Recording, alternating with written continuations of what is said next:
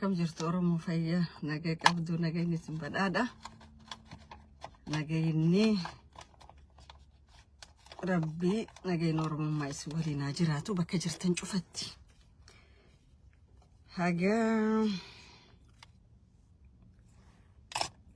حاجة تبون دابتوتي إنه ما ددبنا فودات أناني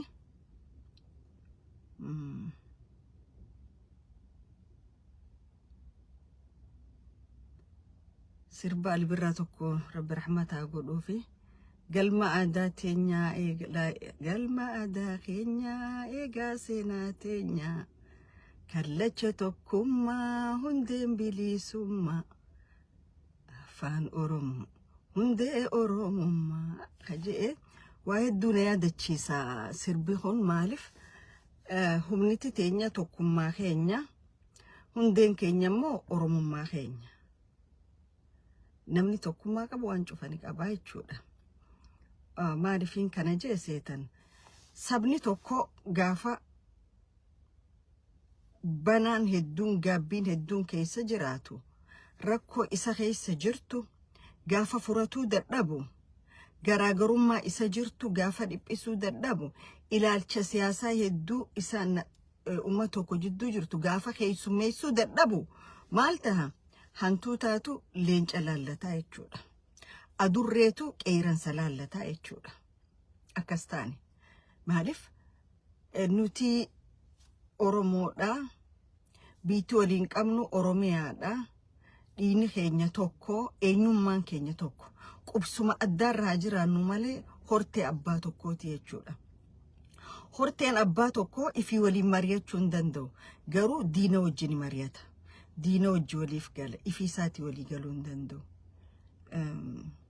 مالي في خجوم هو قاهدو قافي نتها إيجا دينا سيمبل ليس جو جولي قال دينا أورمونو بيانك أبو أوروميانو بيتينيا دينا جوجين والتجيد كارتيسي مريات Oromoo dha wajjin akkamii waltajjii takka irra teessee mari'achuu dadhabda.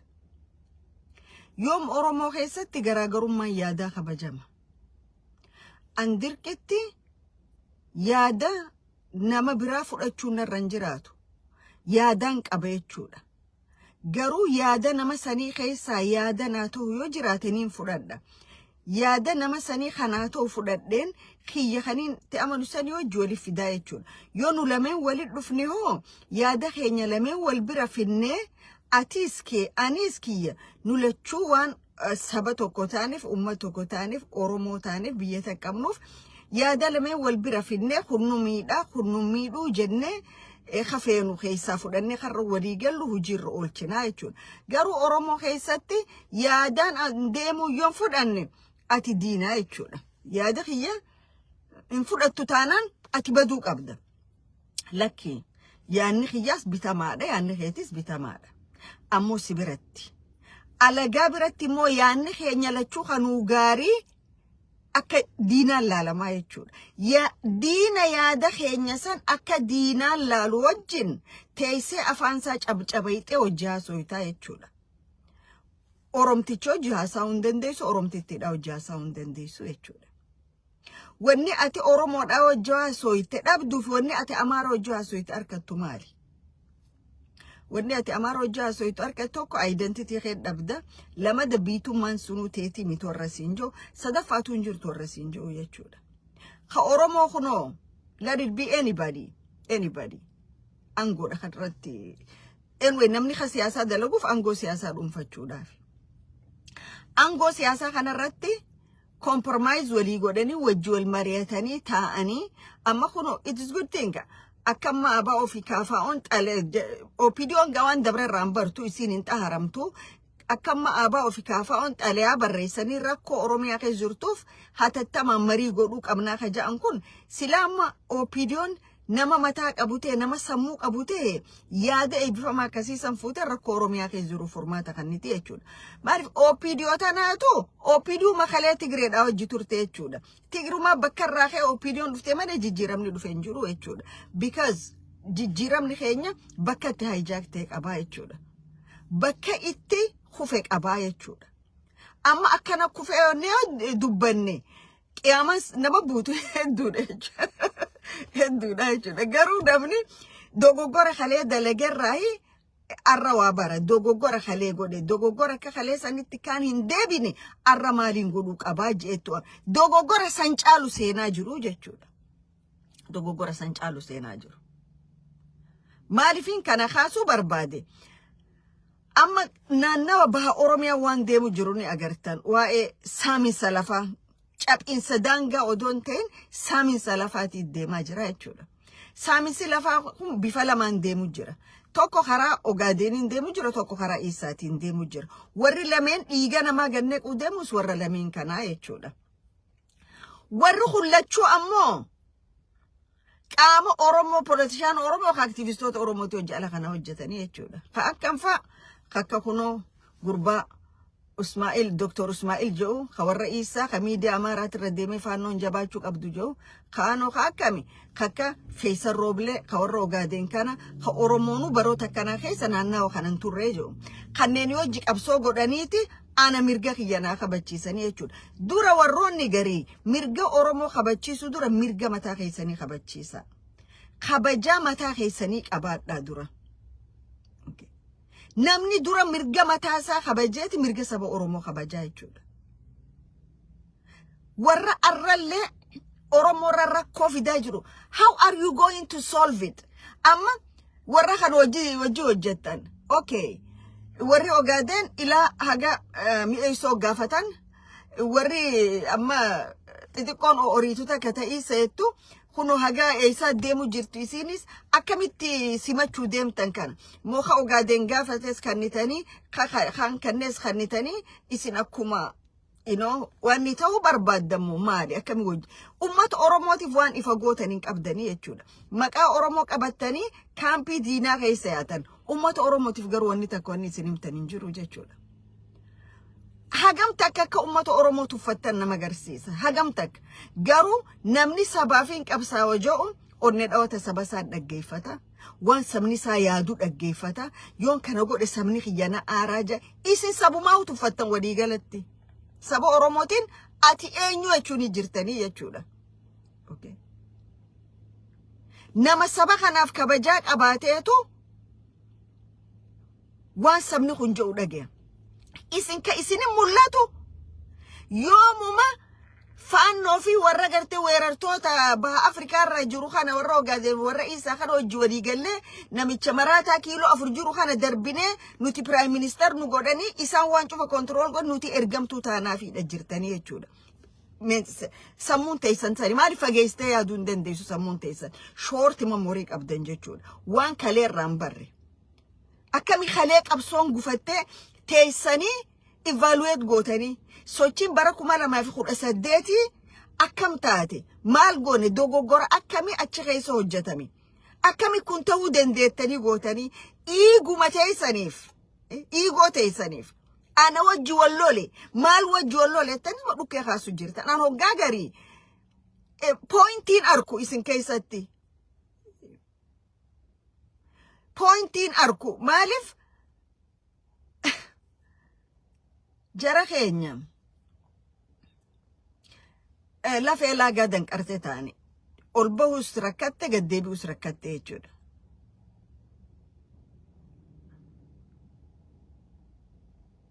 So mee if dhaggeeffadha eenyu Ismaa'il Dr. Ismaa'il namichi jedhu kun software engineerii kabarate isa miidiyaa maararra deemee olii gad faannoo jabeessuu qabnaa furmaanni biyya sanii faannoo qofaa ka jedhu kun koree hojii gaggeessuu keessaniiti miti isi warra Amaara jala fiiguun baana. Yoom faannoon shiftaan maafiyaan durriyyeen kilili Amaaraa keessa ijaaramte yoom biyya saniif furmaata taate. Because ilaalchi warri kun qaban tuffii Oromoof qabanirraa nuufi Amaara qofaatu jiraachaa ture biyya san keessa aja warri gaara gurraachaa gabbu'ee ganda keenya dhufee qubate kun jechuudha. Okay. Warri heera keenya kabannaa kitaaba hir'isee jedhan. Kitaaba hir'isee kana keessatti Oromoon dhagaa bu'uuraa kaayuu fi malee kitaaba san keessa waan jiru gartanii. Kitaaba san keessatti Oromiyaa bahaa keessa magaalota meeqa teenya jedhanii kileem godhan. Hir'isee san keessatti. Laaltanii hir'isee san. Hir'iseen san Oromiyaan bahangi tokko akka jirutti isa kileem godheeti Oromiyaa dhiyaa hanga jiru Harargee dhiyaa hanga jiru Ogaden kileem godhee miti. Heera mabaafatan kana keessa heera UNESCOtu kana mirkaneessaa fida achi booda isinii mirkaneessinaa akka Hawaashii gatteessan ta'ee jedhan. UNESCOon keeti biyya namaa daangaa qabdu fuudhee isa kana warri kun Ameerikaanuu teenya UNESCO fidaanuun jettee jedhanii amma Minnesota tanaaf kileem godhuun oolan maybe isaanitti ta'anii Oromoodha populationiin guddaadha maaliif qalbiin qaban waan ta'eef bakkuma deeman cufa teenya jedhanii jechuudha. Kana maaliifiin kaasuu barbaade dhihoo tana walgahiilee warri kun oofu jiran agartan dura dirree dhawaa keessa godhanii dirree dhawaa san agartan waan isaan godhan. Dirree dhawaa san alaabaa isaanii fidanii ummata seera hin beekne seera addunyaa hin beekne ta'uu. Seera addunyaa hin beekne ta'uu. Amma biyyaan jiru tanatti alaabaa tiyyaniin qaba alaabaa Oromooti. Garuu alaabaa Oromooti fi alaabaa Ameerikaatti wal biraan qabaa jechuudha. Wal biraan qaba boos. Mana kee duratti immoo yoo fannifte mana kiyya dura yoo fannise ta Oromoo qofa fannisuu hin danda'u. Ta Ameerikaatti cinaan fannisuudhaan qabaa jechuudha. Because biyyaan an keessa jiruutu sanii tana waan taateef jechuudha. Garuu jarri kun gaafa seera isaanii dirree dhagaa bu'uuraa dhagaa abaarsa qabu tokko ka fasaadaan keessa guutte achi kaayyatan. Alaabaan Jabuutitti nafne kiintaala meeqaan galchaniiti hiraa turanii jechuudha dirree dhawaa keessa. Akka dirreen dhawaa guyyuma sanirraa jalqabdee tasaanii taateetti jechuudha. Garuu Oromoodhaaf maaliin quudhe'anii Oromoon obsa qabaachuu isaatiin arge. Obsa qaba. Which is obsa qabaachuun gaariidha. Amma durriyoota Jabuutiif bakka adda addaatii ganna fidanii ganneqanii Adam Faaraxfaan Adam Faaraxii fi Mustafa Akjari fideechi ganneqee silaa hoggaas Oromoon kaatee waan qabduun dura dhaabbatte waan dhufu asumarraa tilmaamuu dandeessanii jechuudha. Maaliif wanni dirree dhawaatiin bulcheettu tunis takka Ibrahim Yusuf tun dabbalulee isaaniiti. Ibrahim Yusuf jechuun nama jarri kun akkaawunti isaa keessa maallaqa guddaa nequufii jechuudha. Minisootaan jaa. Dirree dhawaa keessatti Oromoo maayinooritii godhuudhaaf lafa akka jirutti jara kana gurguruudhaaf warra ganna shanan jaan dabre kanarra dalagaa ture jechuudha. Inni ni harkattatis Ibrahim Yusuf waan facaafattee dachatti harkachuu teessaa jechuudha. Dachatti. Because kaameeraan Oromoodha isin cufarra hidhamee jira isin waan qabdan malee. Bakka isin seentan waan akkaawuntii teessan seenu akkana kaameeraan gubbaa dhaabbatee jira jechuudha. Okay? So, jarri kun gaafa san godhan mirkaneeffanne madirreen dhawaa Soomaaliiti ta'iisaati mirkanooyte jedhanii kara biraa kutan jechuudha. Kara biyya abbaa qabdu abbaa qabdi miti Zeeyilaa dhaqanii waan itti walitti hin jiran ilaa guyyaa irraanii agartanii jechuudha. Zeeyilaa keessa isa daangaa keenya dabree cabsee dhufee seera gartee ka biyya namaa itti saaman. Sanu seera san keessa seera waan Rabbi wajji waliin nama buusu kitaaba kana fiddanii asnuma hin dhufne. Biitti tun abbaa qabdii jedhanii humna hidhate Somaalilaand irraa fidanii daangaarra ganneqanii jechuudha. Mee tokko kan dhiiratee kaas bahu laallaa jedhan jechuudha. Maaliif mi'aa biyyaa beekan jechuudha. Fuudhanii biyya isaanii nama biraatiif hin kennanii jechuudha. Arraga ugaasa gurbaan jedhan dabballeen Abdii Ilee kature san ugaas Mustafeen baanan. Ugaas Mustafa's right hand of Abdii Ilee. Buqqe'insa Oromoo ona jaarsoo keessatti nama miliyoonaa ol tokko harka keessaa qabu isaa jechuudha. Namichi kun irraa isa jira Jabuutiidha jira jechuudha. Maaliif Jabuutii dhaqe? Because istirateejii isaan lafa kaayyatan maal godhu akka qaban achitti advice wal godhan jechuudha. Naannawa sanitti. Kana keessa shoora guddaa katabachaa jiru baqataa Oromoon Keeniyaa irraa fiddee Angoorra keessa kana Mustafee Akjar kajan kana ka Kililii shan bulchu. Maaliif daangaan Oromiyaa bahaa ona jaarsoo hangam takka akka deemu jiru agartanii jirtanii. Gaara dhaabbatu yoo lafti dirreen jiraatte manneen qorqorroo irra jaaraa jedhameeti itti himame jechuudha. akkasaree maraattee gaarran Oromoo cufa keessa yaanii naannawa sanii qorqorroo shara maal jaaraa jiran. Eenyuuf jaaru jiran. Okay, eenyuuf jaaru jiran. Because hoggaa lafa ummata tokkoo saamtu ummanni tokko ke'een dubbanne akkas goote jechuudha. Akkuma kunoo Israa'el lafa Falastiin goote.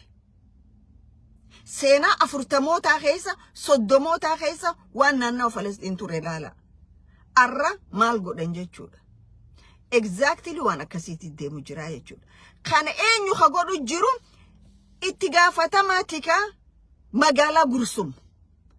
Namni kun afaan Oromoo dubbata dhalootaan Oromoo miti. Itti gaafatamaan tikaa Gursum jechuudha. Magaalaa Gursum. Obboleettiin isaa mootummaa Mustafaa Jijjiga keessatti nama aangoo guddaa qabu jechuudha. So kan as bulcheeti kan achi bulchee lafa Oromoo kamitti kasaamu jiran asirraa arguu dandeessanii jechuudha. Okay. So Oromoon especially dangan Oromiyaa saaminsi lafa bakka cufa deemu jira. Garuu irra hamaan kagadi deemu jiru kana jechuudha. Mootummaa Jabuutiitiin fanditee Mustafaa Agjariin fanditee waan ajaa'iba isinitti ta'u. Namichi pirezidaantiin kililii shanii baqataan nuti Keeniyaa irraa fidnee nama isa goone kun horii isteetii cufa federaalli fandii kafala. Horii federaalli kannuuf sanii fi plus horii Jabuutirraa arkatuuni saaminsa daangaa seenee jira jechuudha. Amma Oromoota gurraa keessa waan inni dalagu jiru beektu. Naannawaa gurraa fi Boorana keessa Oromoota qubatan garaa bultoota qabatee nuutu alaabaa isinii tolchaa. No alaabaa isinii tolchina naannawaa isinii goonaati Oromiyaa jalaa bahaa jedhanii maallaqa meeqa akka gannaqaa jiran beektu. Maaliif akka aadaa isaaniitti alaabaa jechuun carqiidha nama cufaa qaba gosa cufaa qaba booda maatittuu qabaachuu deemanii jechuudha isaan biratti rakkiftu. Waan akkanaati deemu jira Oromoo. Kana qaceellotti namni laaluutu irra jira hubachuudhaas qaba eegus qaba. Hoggaa hojjannu eenyu hojjannas laaluu qabaachuun nurra jira. Nama mirga Oromoo kabaju, nama Oromiyaan biyya je'e fudhatu, nama haqa kee hin tuyne, nama eenyummaa keessii kabaju. Okay. Arra akkamitti nama 91 as jab Oromoonu dirree dhawaa dhufte je'oo jiru Oromoon gaafa dalagu sila Oromoon san bishaan barmiilaa if darbee if ajjeeseen irra fedhan. Lubbuun tun nima oyti malee bishaanuma barmiilaa keessa warra ifa haruu qabu jechuudha. Yookaan bishaan baharatti warra ifa haruu qabu jechuudha. Maaliif warra jiruun duute taatanii jechuudha warri akkasii. Warra jiruun duute taatan. Kan taatu tokko kabiraa kanin jiru. Sooggaa Oromoon tun naannawaa cufarraanii wareegamti. Ganna 7 dabre. Ganna 7 dabre. Wallagga guutummaa Wallaggaa keessatti hagaggeeffame genocideedha. Duguuggaa shanyiiti jechuudha. Duguuggaa shanyiiti. Shawaa bahaa kanattis waan ta'e agarree kaaba shaggarittis everywhere in Oromiyaa Wallottis Oromiyaa bahatanattis daangaalee naannawaa daangaa jiru irratti takka namni dubbate hin jiru. Oromoonis filattee booyuu jalqabde gaafa namni du'u aktivistoota keenya. Filattanii lallattaniiti booyuu jalqabdanii ammuma irriibaa kaatanii agartan. Gaafa Wallagga dirooniidhaan keemikaallitti face diroonaan tumaman militariin Abiyyi qabu irra bobbehe lubbuun numa jirtan ture miti gaafas.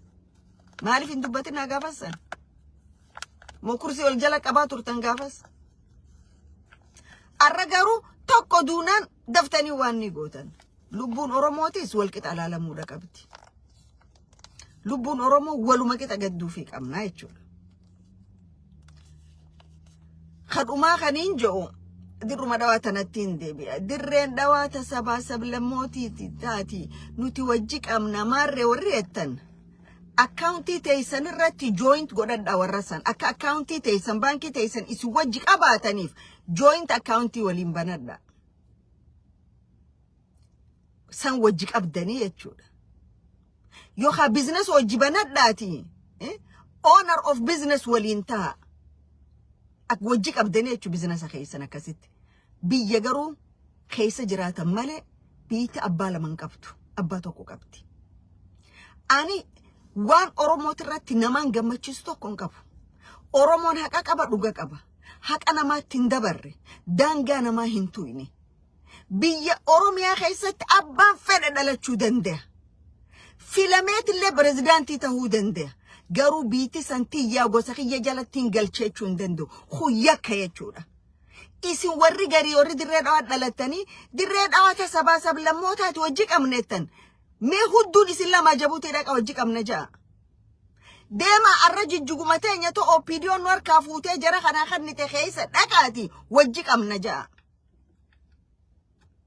وان وجيك أبداني في وان أدك أبداني في وان ولينك أبدان الدبرا أولو ما ولينك أبدا هيريوم ما دائم ما وان ولين قدته فيرم ما إيجات اللي ولينك أباتشو دنديسا قالوا درين أوا نياب أوجيك أباتشو دنديسو درين أوا لف أورموتي فيتو هيريابا فيتك أبادلو فيتو جارسي خي جرهاتو فيتو جارتين تجرهاتاتو سرقوتي سني درين أوا ولي خاني نتانيتي متخا والفوتان درين أوا ولي ملتي سنتانيتي بخا إلما ولين ردلتان درين أوا أباك أبتي آتي تأتي مقالا سنيفي أنت بادية أولا سنيتيف نوف والكت ألفتتو درين أوا نما بران نقو جولي درين أوا مالي أكا أجائبان ننكا أكا أجائباتي مقالا قدتي بها أوروميا مقالا لوكيشن استراتيجي رجرتو مقالا نقنسي شني لفي جلديسا في زيلان برا أدون دكانا ولي هيد أتاما توري أنا لالتا أنا انت لبادية سيجال أنا انت لبادية لالتا درين دوا وفتا خيسان في الرابافتاني نما خنيتاني كلان يائنا تناف وقاه هدو تفتمتن تناف وقاه هدو يرتون شفتي هركيسن اللاتي نوتي سبا لموتا وجيك أمنا أت UN دا UN موتومان قمتومي بيا موتومان الدنيا شفتي رفيا كرسي خيسا قبو سان الدنيا ولين قبا مو أتي أفريكان يونياني كفين فين دا بيلدينجي جارته بيا شوفا ولي رفيا ولي أفريكا يونيون مانا سوالين كبا شوفا لالتا يجول قارو فين تا أورومياتي وري على رفع درين أو مانا توكو لما جارته في درين دو تساني تاوندن ديسو آن إساني متخانا أرسو ورا خينيا خجرة خانا لويرة تيغبهوتون أجائبانا التوجر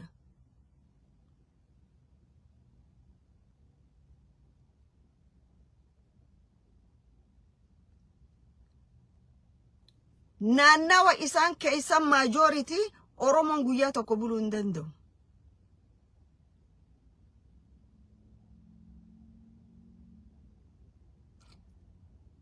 Waan tokko daangaa dabruun gaarii miti. Wanni cufti limitii qaba.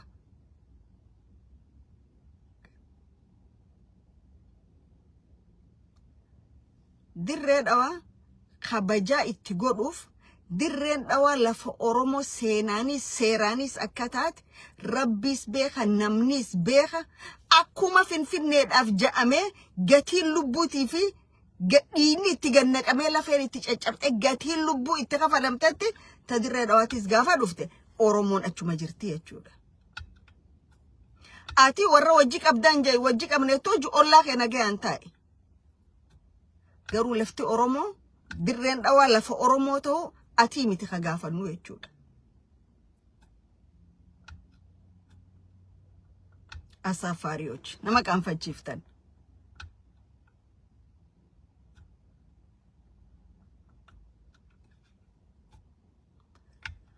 Akkana jara keenya jajjabaadha. Waaqni nu gargaarinnaa yennaa. Warri dhagaa bu'uuraa san dirree dhawaa lafa kaa'e yoo beekamee namoonni Oromoof dhimminaa Oromoof yaanneettan kitaaba dhagaa kachi kaayan san fidaanii dubbifnaa ja'anii fuudhaa dubbisaa. kitaaba san fuudhaa dubbisaati Oromiyaa bahaa keessa Oromoon bakka tam jirtichi irratti agartanii jechuudha. Amma yoo laalte warri kililii shanii kun hin qaanfanneen maappii takka tottolchanii baabbilee gursum funyaan biiraa funyaan ujubaa cinaasan daarii muumaal dirree baaduuti isinirraa fe daarii mucinaa baaduu jiraa miti dirree baaduu yoomirra kaayyattan achirra bakka sanirra jechuudha ona jaarsoo. Waanuma warri kun godhu jiranii warri kaanis asiin Hurso maal jedhanii naannawa gadii kana waan ni godhan. Jarri jalaan wajji dalagu jiranii jechuudha. Kana kafandi godhaa jiru tokko namicha Ismaa'iil Margeellee jan pirezidaantii Jabuutii maaliif arrallee ugaasticha isaanii achi yaaman istiraateejiin ammaatu nurra fashalte. Sila gadabuursi haaya nuun jee kadirreedhaa mirkaneeffanne ni hinjifanna gatii gadabuursi lubbuuteenya balleessina jee Oromoonis kana jidduu ifa garte dureen hanga Oromoo wal nyaattu hanga lolli kaabaa kun jiru hanga Oromoon jidduu siitti kan ol gootu dafnee Mustafeenis achi kileem godhe nutis asii kileem godhe waan tokko goona jennee yaanne san fashalee istiraateejii biraa baafannaa ja'aniiti ugaasticha isaanii dabballee abdii ilee khature ugaas Mustafee ja'an kan Oromoota baha Afrikaa daangaa jaarsoo lafa jaarsoo irra jiru buqqaasee biyya maleeyyii godhe durriyoota kanaa jechuudha. Tanaaf Oromoo ablee qara lamaa si qaramaa jira eeggadhu. Ablee qara lamaa. Ableen qara lamaa odoo sitti hin dhufne qara billawni hoo gamni lachuu ji'i garsiisi. Deengadda Sheekh Amin Ibrahim tokko je miskiin je. Baritti dhalatan malee hin dhalanneefi je. Akkasuma Sheekh Amin biyya namaa itti dhalatta malee hin dhalattuufi jechuudha. Dhuftee itti galtee dhalatta. Akkasii nurraatti daddarbaa warri abbootii gadaa behind the closet haasoytanis gabbahaati dubbadha. Namni dhugaa qabu huguta kan qaanfatu hin sodaatu hin dhaammootu. Gabbee onnee dhawatee dubbataa jechuudha. Ummata fiitiif gaafa roorroon ija baaftee dhuftee yoon dubbanne gaafni dubbatan hin jiru jechuudha. Garuu waan tokko abbaan gadaa tokko joollee isaa yoo balleessite ni sirreessa. Yoo badiin jiraatte araara buusa. Yoo dogoggorri jiraate ni sirreessa. Kabadeen balleessite jaa. Garuu akka keetitti abbi mannaa namni miliyoonni tokko haa du'u afaan abbaa gadaa keessaa hin bahu jechuudha. Afaan abbaa gadaa keessaa hin bahu. Abbi nama anytime du'uu danda'a. Amri rabbiitiinis du'uu danda'a, biraatiinis du'uu danda'a. Namni miliyoonni tokko haa dhumu jechuun abbaa gadaa Oromoo irratti maaliif genocide labsuun si barbaachise sagalee ta'e waan hin dhageef jechuudha. Jecha abbaa gadaa afaanii bahu silaa jecha akka deemaan mi'aawu. Jecha akka shittoo urgaa'u jecha akka ililliin hoggaa baate gartem ililliitti halaala shuruuf kaansaa si dhufuudha. Jecha abbaa gadaa afaanii bahuu qabu. Abbaa gadaa ilma xiyyaa barinni ilmi xiyyaa iddadu namni miliyoonni tokko aduu hoggaa jettu kadu atti faraddu kunoo ilmaan keetii miti. Kadu atti faraddu ilmaan keetii miti. Akkamitti kas jama abbaa gadaa firan qalloo jechuuf. Akkamitti kas jama. Rabbiin Oromoo jidduutti nagaa fidu. Rabbiin Oromoo jidduutti dadaa fidu. Lubbuun Oromoo takkana dhumtutun dargaggeessi Oromoo akkana dhumu kun warra silaa heegaree daangaa tiisuudha jechuudha.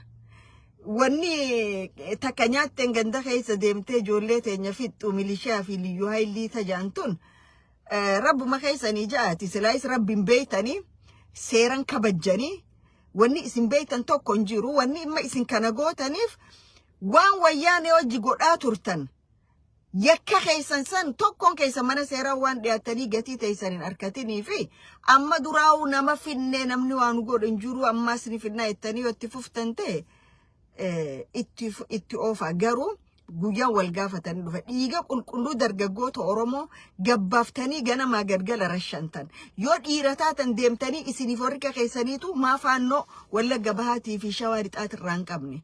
Ma faannoo kaaba shaggaritti Oromoota ciccibsitee qaltumaan qalle. Ijji teessan dargaggeessuma Oromooti yaa OPDO barakaan qabdan silaayisi. Joolleen isin jala dhalattu barakaan qabdu biitti isin bulchitan taatu taan gurgurtanii fixan taan saamtanii fixan isin ummata rabbiin barakaa irraa fuudhee jechuudha. Opidiyoon mee dargaggeessa Oromoo kana haga yoom akkana fixan harki keessan isinin dhukkubu rabbi harka keessan faali jittaa ergu. Dargaggeessa Oromoo mee waan biraa yoo dhabdan wahii balleessiteettanii fuutanii gorsitanii yookaan hidhannootti kannitanii deemdaan gaafa eegin jettaniini haga yoom haadha Oromoo boochiftan haga yoom dargaggeessi Oromoo kumaatamiin ajjeefama haga yoom obboleeyyan lama bakka takka irra shanta yaa Opidiyoo. Yaa Opidiyoo isin gosaafis hin taatan biyyaafis hin taatan sabaafis hin taatan. Bar ilmaan isin ajjeeftan kun ilmaanuma akka isin dhalchitaniiti bar ilmaan biraati miti bar. Ilmoon teessan garuu yoo mataan dhukkube biyya Jaapaan, biyya Faransaay, biyya Ameerikaa, biyya meeqa haakima geessuudhaaf fiidanii jechuudha. Garuu ilmoo haati qoraan itti gurgurtee guddifte guyyaa aaraa gabbaaftanii kumaatamarra shanaa jirtanii jechuudha. Sila isin dhiiraa miti diyyuu haayilii ogaadeniif shiftoota isaa kadirree dhawaa keessan nama fixu kan onne dheechan ittiin dhoytan hin qabdanii jechuudha. Mootummaan kun haga ajjechaa Oromoo irraan dhaabinitti nagee akkan barbaanne asumaan beekamutu irra jira jechuudha. Mootummaa dhiiga namaatiin gabbaramu jechuudha. Dhiiga namaa gannaqee ka dhiiga namaatiif gabbaruu jecha. Mootummaa karayyutti ibidda qabsiisee laala manni kiyya akkatti ifu manni ni anjaarradhe je'e taa'ee gammadu jechuudha. Mee dhaabboota siyaasaa hojii wal mormu warra qabsoo karaa nagaatiif qabsooynaa jo Oromoo faannoo tana bakka jirtummee waan fedhan haa wal godhani. Garuu dargaggeessa Oromoo harka qullaa mana taa'u gaffuutanii gagguurtanii rashanuun kun sodaa rabbiillee hin qabdan. Dhugaa rabbi. Garaan nama badawaan Oromoo kan hoggaa dubbatan. Amma Kurnel General Hailuu Gonfaa tokko qawween dhaabbachuu qabdi nagayni. Hailuu Gonfaa eega nagaaf akkanatti hawwitee jaalatte. Warra oliigessi ergu kanaan ajjecha dargaggoota Oromootirraa dhaabaa nagayni akkasi dhufaa maan jenneen. Oduu ajjecha biyya keessa dargaggoota irraan dhaabin obboleeyyan qawwee wal dha'uun dhoorka barka qawwee wal dha'u ka hidhatee wal dha'u jiraa miti ilmaan haadha jalaa guurtanii rashanuu jirtan kun Hailuu Gonfaa. Ilmaan kee Iswiidin jiraatan, Iswiidin baratan, jireenya gaarii keessa jiraatan. Garuu dhiiga dargaggoota Oromoo ka gabbaasanii fixu jiranii sani qoosuun ta'u.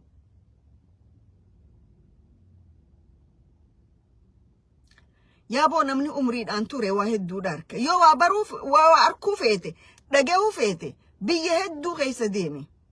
Bishaan hedduus harkaanfadhu. Umrii barakaatis qabaadhu. Waa hedduudha agartee jechuudha. Waa hedduu.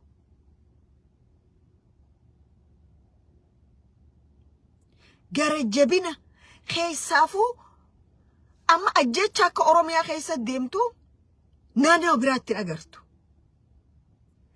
Ajjechaan Oromiyaa tadaangaa dabarte. Kana duba gurbaan warra Abdiisaa tokko Oromiyaadhaan bulchu jiraaja. Asiin dargaggeessa Oromoo fixaa.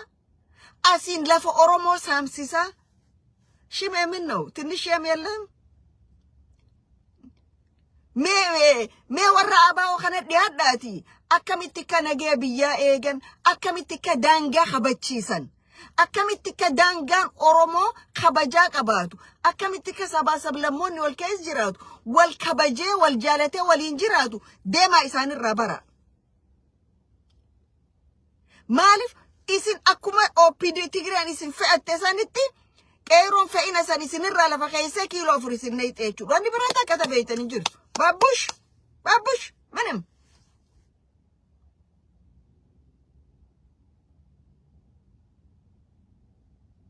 Isin diinni keessan ka jalqabaa ABO. Diinni keessan ka ta'anu qeeroo bilisummaa Oromoo. Diinni keessan uummata Oromoo. Firrummaan keessan eenyu OPDO. Odoo isin jajnuuti taanis wal guurrattee deemtee kunoo Orofaannoo itti ganda Amaaraa keessa akka harree daaraa keessa gangalatu achi keessa gangalachaa jirti jechuudha maqaa kiyya qabatte. Jara keenya maqaan Oromoo jedhu kun maqaa akka laafa dhufee miti. jechi oromummaa jedhu kun ka akka laafu dhufee miti. Arra oromoon mormoo ol qabatee dubbachuun bishaaniin hin dhufne. Lafee namaa, dhiiga namaa, hayyuun meeqa itti kitimame, dubartiin meeqa itti dhabamte, ol deemaan meeqa itti dhabameeti arra dhufe. OPDO'n akkuma waan isin fiddee tokko waggaa tattaatu na ajaa'ibsiisaa baran. Yaa OPDO, qabsoo bilisummaa Oromootiin dhoqqee keessaa si baasee galata galchi. Karaa nagaa hojjechuu barbaadde nagaa Oromiyaa keessa yoo feete waraana bilisummaa Oromootii hojjis nagaa buusu. Dhaaboota Oromoo ka jiran hojjinis nagaa buusu. San hin taatu etta. Ittuma fuftigaa qabsoon isin dhaabbattu. Atis nama numa ajjeefta, namni ni sumarraa ajjees waraanni keetis numa dhumaa jechuudha. Deebi'anii duba naggaadeen jidduu Oromoon lama wal dha'uun haa dhaabbatu itti naggaadeedha tun. Naggaadee. Rabbi qalbitti isin haa deebisu. Rabbi qalbii ta'e isin haa kennu. Namni alaa nu jaje, nuti wal jajne, namni alaa nu tuffate, nuti wal tuffanne. Abo haadhuma Oromoo ta ilmaan deessee kana ilmaan si fixanii imimmaan yaaftu tana ja'aati. Oromiyaa keessa mee guyyaa tokko Oromoon nagaan baatee haa galtu. Guyyuma tokko Oromoon kaabnee fi kaadiree hattuu ganda keessa gadhiiftan. Tanaannawa baadiyyaa cufa imimmaan namni dhabee dhiiga booyu jiru tana. Tanas uummatarraa qaba. Bar amma warri naannawa garii filanii torbaan bulchan kun maallaqa 1,500 faasi gaafatanii yoo hin kannine milishaa takka nyaatte hin deemtu si ergan jaan. Maaliif lubbuun Oromoo rakishaa miti? Dhufeetuma shaneetu edda sibira dhufee shan sin bulchini shanee mana kee kana cinaa dabre 1,500 nama fidi jaan. Yoo atin fidi yotta laga si gabbuuseetuma si dhawa jaan. Kaadireen maal ja'aniin way ajaa'ibuma rabbiin nu qabate. Yara na waan namni isiniin je'u caala ka isin if laaltanii silaa ifin jettaniitu irra caala. Keessaafuu gareen Shimallis Abdiisaa Oromiyaa keessa bobbaafte. Sitti aanee ka Oromiyaa hannan solloysu jiru lafa Oromoo gurguruu irratti haadha Oromoo boochisuu irratti number 1 ati Shimallis Abdiisaa. Waan ati gootu warri sii gadi godhu jira jechuudha. Waan ati ngoode ka sii gadi tokko ka godhu jiru jechuudha. Maaliif ilmo haati hattuun ilmoo si hanna barsiiftii jedhan. Waan ati hattuu taateef kaamneen kee cuftii hattuudha. Mee ati guyyuma tokko amma qaama guddaa qabdaa ikaansi akka nama sibiila kaasu Mustafee lukkuu fakkaatu san akka nama morma cabsee deemuutu arra gabbee Oromoo irra dhaadataa jechuudha. Kunis keenya guyyaa tokko gabbaatee lafa Oromoo daangaa Oromoo qabe lafa Oromoo hin sarbina ittee dubbattee beekta.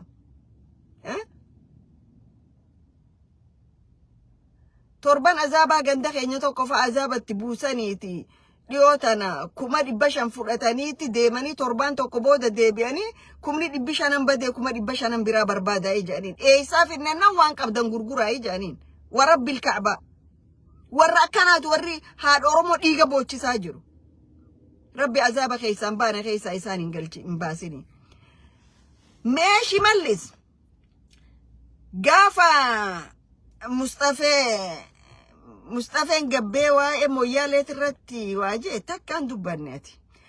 Gaafa dirree dhawaarra dhagaa abaarsaa tokko Mustafeenii fi wanni Hararii jettee achi mooraa fi ijaartee teessu takkaa fi warri Isaa Jabuuti irraa buqqaanii dirree dhawaa dhufanii keessa bookkisaa ba'an ati eessa turte? Moo maallaqa hawaalaa biyya alaatiitu atis akkaawuntii teesseen karaa mootummaa Jabuutiitiin. Tokkoon hojjennoottoonni Oromiyaadha. Jalaa hanga gubbaatti akkaawuntiin teessila independent investigation hin jiraate. Tokko keessan sila buukoo keessanii gabbaa jechuudha. Tokko keessan dirree dhawaatii jalqabee haga Shimallisitti ha dirree dhawaa gaadhiis isaan hawaalaa Soomaalii gurguddoodhaa wajjin involve godhanii jiran. Maaliif hoggaa biyya alaa kana dhufanis warra hawaalaa san bira bu'an waan ta'eef. Ganna shanan kana tanatti chabachaa ba'an dirree dhawaa Oromoo irraa ariyaa warra biraatii gurguraa. حوالا ولي دتيت خساني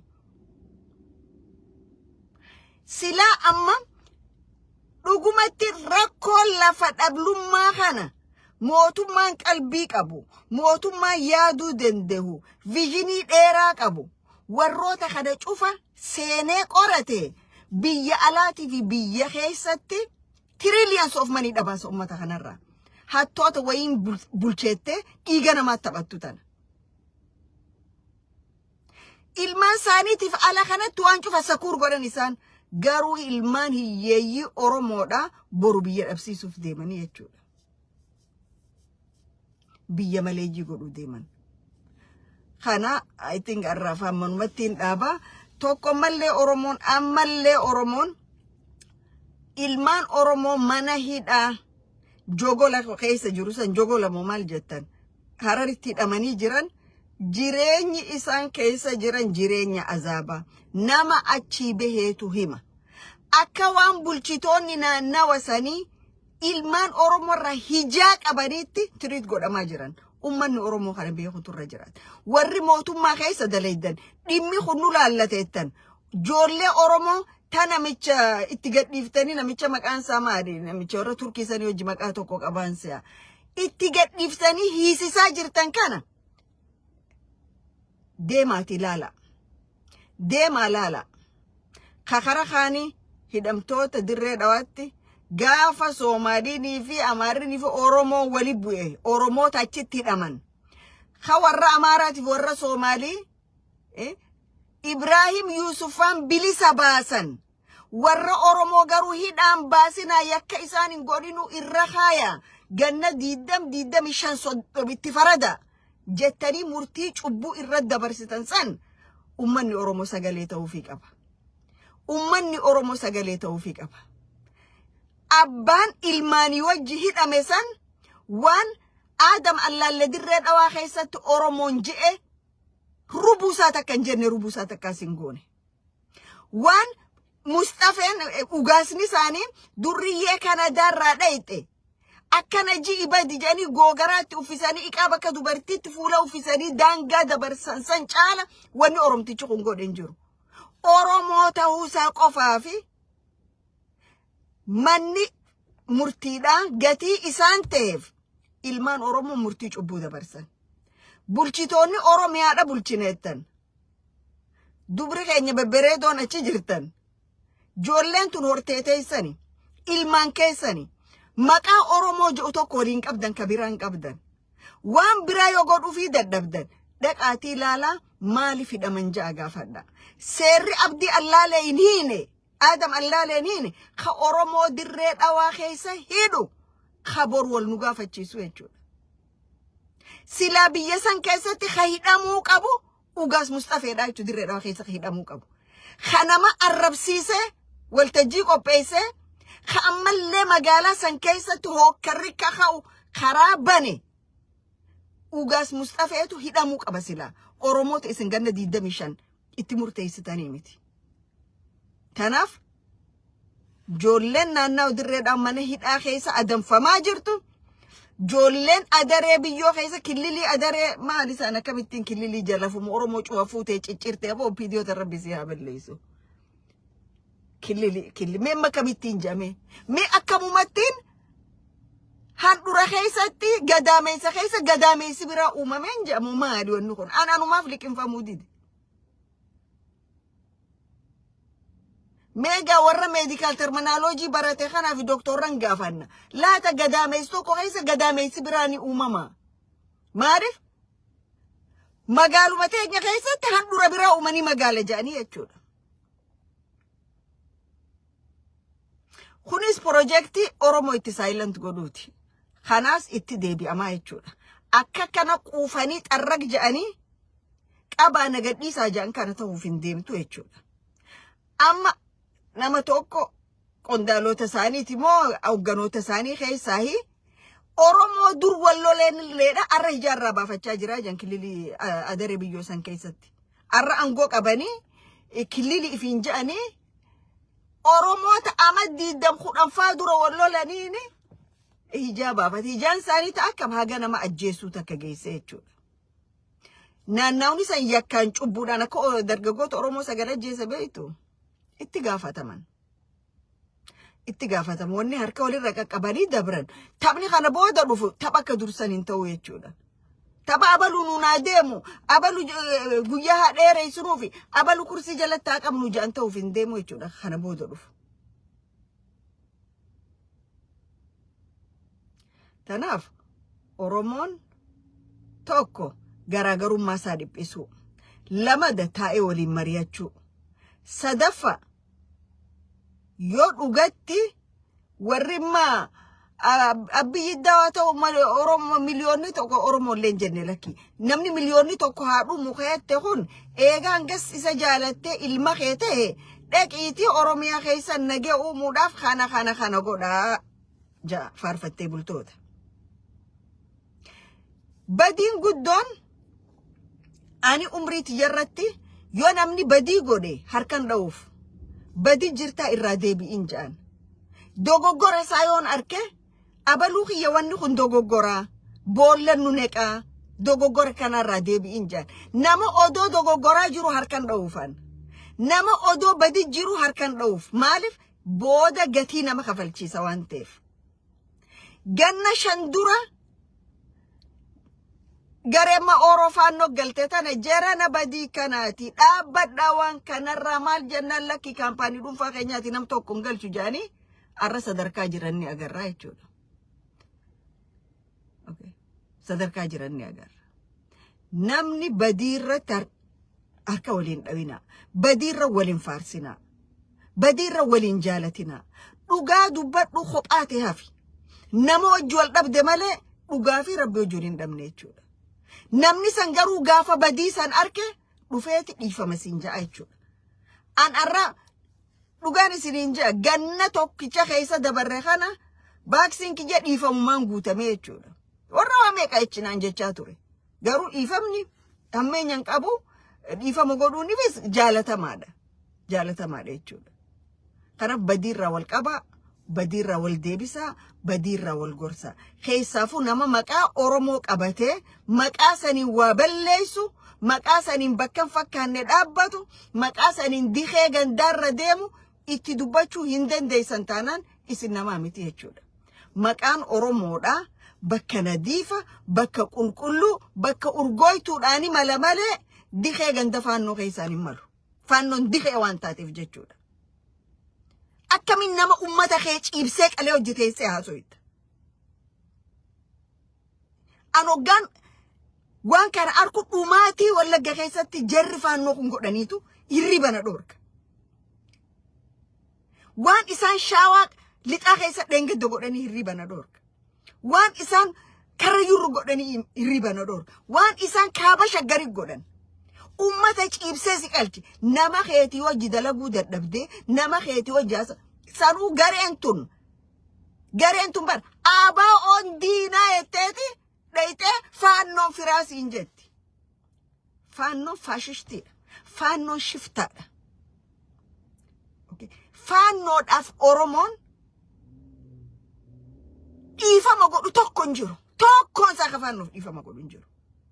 Shiftaa ifii wal fixee ummata keenya masgiidaa fi mana keessa fixaa jirtu jechuudha. Waan faannoo walloo goote ni daganna. Waan faannoo walloo goote ni daganna.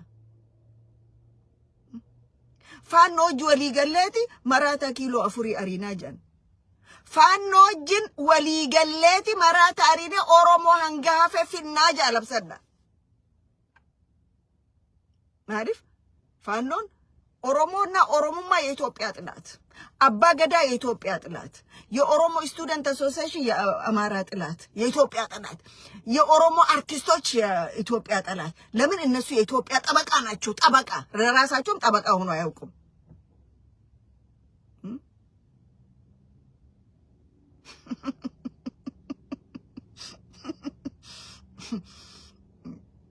ጀረና ተርባን ወሊድ ዴቪና ነገር ቢንጅራዳ ጉያ ጋሪ ቀባዳ ድሬዳዋ ኢጀገቲ ቀብዱ ላላ በበሊፈና አና ኦነ ጃርሶ ኸአረ ጋራ ኦሮሚያ ጩፋ ከይሰ ሸራ ዳበኒ warra afar ariyachi qubsiisaa jiran ka godhu jiru namicha nagaa dame dhimma nagaa hojjetu ka magaalaa Gursumii jechuudha. Ilkeen duubaan wali qaraadha. Waan kana itti aanaa ministertichaa harka keessan qabu jettanii hin yaadina. Abadan hin yaadina. Aadan Faarax itti aanaan ministeera Itoophiyaa biyya irratti yakka dalagu jira.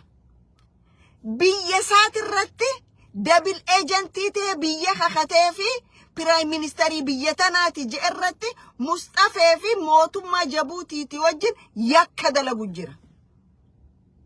Lafa Oromoo irratti yakka dalagu jira. Somali gudditti Hawaashii gad. Somali gudditti Hawaashii gad je'e nama Rabbii fakkaate Abiyyi jala deema nama Rabbii fakkaate gubbaan nama Rabbii keessi kuduraa Rabbii. Caaltuu teenya fa wajjin karaa Affaar kana keessa kana ja summiin inni facaasu jiru ta'arra Zeeyla Gadabuursi fi Isa ol nyaachisu jirtu tanaa jechuudha. Aadan Faarax nama nagaa isini fakkaataa miti. Buutii caaltu Aadan Faarax namitti jaaniin itti aantu Abiyyi Ahmad. Asii Ismaa'iil Margeelleeti wajjin asii Mustafa Akjari wajjin Mustafa Akjaroo yoo Oromoon jijjiga sirraan fuune soon or later an intala Oromooti miti. Gaafa jijjiga yeroon fudhadhaa jedhan hogganoonni kee kammaati faarsitu ka warri ONLF akkan harka lameen gombas jedhanii ishii geetaa jedhanii fudhata maa teenyan jeinaa gaafas sanubar Oromoonuu qabsoo barsiise jedhan anjara hogganoota warra ONLF kana bakka hedduttiin isaan beeka bakka hedduttiin walgahii hojjetaa eesi ay ni yaadatan isaanu bakka hedduu yaadatan waan ammatti jiran kana yeroo tuttuinee dudubbifnellee inni ture jechuudha. Amma namicha eenyu Mahdi Khajan Abdurrahman Mahdi jiraata citizen Ingilizii Keeniyaa jira miti. Naafi inni waan kanarra waan wajjaasoo inni qabna. Abbaa saati tokko kan lola 77 Hawaashii gad keenya jawalli liit godhaa ture tokko warra isaaniiti. Arra Keeniyaa taa'eeti lafti Soomaalii hanga taakkuun takka haftutti haga Hawaashii gadi yoo dafanii nu dabarsuu baatan Jabuutirraa, Keeniyaarraa, Soomaaliyaarraa humna itti bobbaafne Finfinneetti itti dhayna jedha. Gaafa akka namaa jirtu ka ganda gamaa jirtu Finfinneetti itti hin dhayne. Hudduu duuba isin garaftee Oromoon isin galchite jechuudha. Jeneraanonni Oromoo yeroo sanii kataba daangaan beeyni hudduu jala isin garafanii Soomaaliyaatti isin deebisan. Tanaaf behave godha. Hogganoonni ONLF bukoon teessan hedduudha behave godha. Adaba keessanitti. Oromoo tuttuqu mootummaa akka mootummaan kun Oromoon filattee achi keessee wajji qabsoo goonee dhufnee eega mootummaa harkatan akkana nu godhanii. Atu Abdurrahman Mahdi ati mataan keetii fi delegationni kee yeroo sanii Hassan Ma'allinfaan Finfinnee lafa san qubachuu dandeessaniif dhiiga qeeroo bilisummaa Oromooti. Dhiiga ijoolleen teenya gannee ixeeni. Dargaggoonni keessan gaafas googaraa fi diree uffataniiti akkuma dheengadda gurbaanu arrabsee googaraa fi diree itti uffatanii Jabuutiin baaftan sanitti googaraa fi diree uffatanii hawwan isaanii jala taa'aa turan. Gaafa dhiigni keenya ganne qamaa ture. Mooraala kamiin Oromoon waa ittaati.